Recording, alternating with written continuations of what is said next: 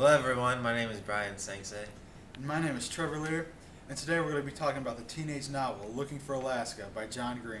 In today's video, we want to provide a brief overview of the novel because it's pretty hot in the market right now. So hopefully by the end of the video, you'll read it or just pass it by. And also, we're going to be covering some of the controversial topics that are raised in the book that include teenage drinking, teenage drug use, and sexual abuse. So we just kind of want to give you a few themes we got from the book. One of our themes was enjoy your time with someone because you never know when they will be gone. And the two main characters in the book, Miles and Alaska, they meet each other early on while they're at Culver Creek boarding school. And after Alaska's unfortunate death near the end of the book, Miles is left wondering about what his relationship could have been and what the relationship could have led to. But Miles just needs to focus on the good times that he had with Alaska, and that's all that really matters.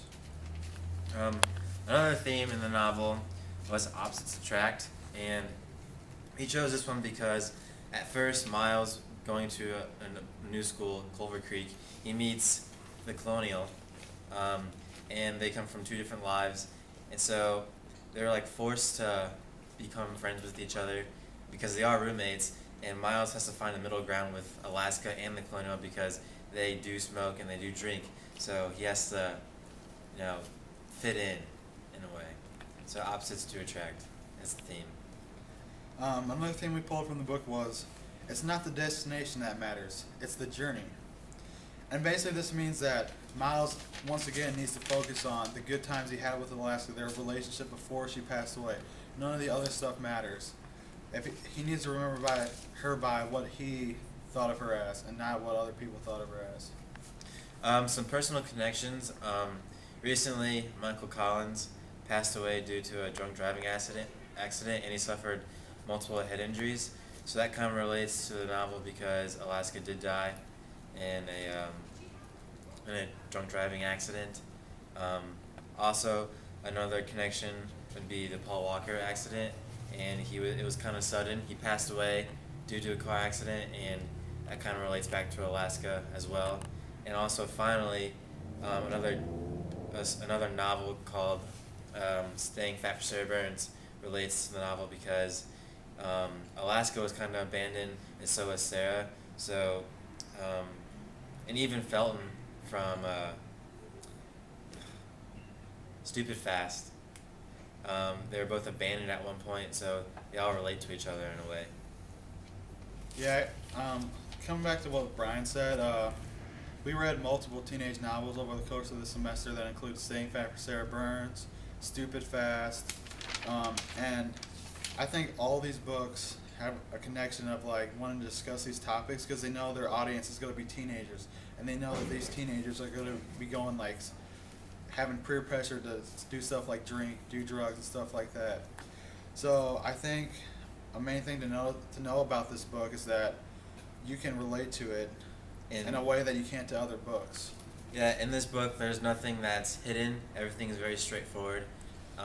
Just like in the other novels, everything is, it's realistic enough for people to connect to.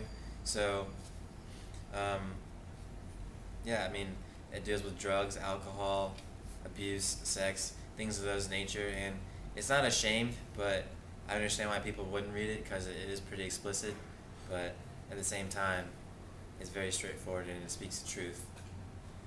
Yeah, so this I would say like anybody looking for like a example of what maybe high school life is like, or if they're coming into high school and they want to know maybe what the experience could be like, you should definitely pick up this book. It's a good read. It doesn't nothing is held back. Everything's out in the open, and it's just very very very good book. And it could even change someone's life because it is so straightforward and it is real that it could, push someone to go talk to someone about their personal problems or anything like that. So overall, it's a great book. I would recommend it to anyone. Personally, I really enjoyed it, and I'm sure Trevor can say the same thing. And then I think probably the most like important whole point of this novel is to show people that you can have fun without having to drink, having to do drugs. Because at the start of the book, Miles is like just an average teen. He doesn't really involve himself in all that stuff. But when he becomes involved in drugs, drinking, sex, stuff like that, that's when the bad stuff starts to happen. Like Alaska gets in the car accident. He starts, like, the teachers and the principal start like suspecting him of doing bad stuff more. So I think an important message to take from this novel is that you don't feel pressured, or if you don't want to do this stuff, you don't have to, because sometimes it can turn out very badly. Yeah, like Trevor said, just you don't have to do the bad things in order to have fun. It's because in the end, it can end in a bad result, and so that's why you want to surround yourself with good people and people who are headed in the right direction. Even if you are just trying new things, just use your head and be cautious. So yeah, I would say it's definitely a book you want to pick up. It's a good read, teaches you a lot. And got anything else to say, Brian? Just subscribe to our video down below.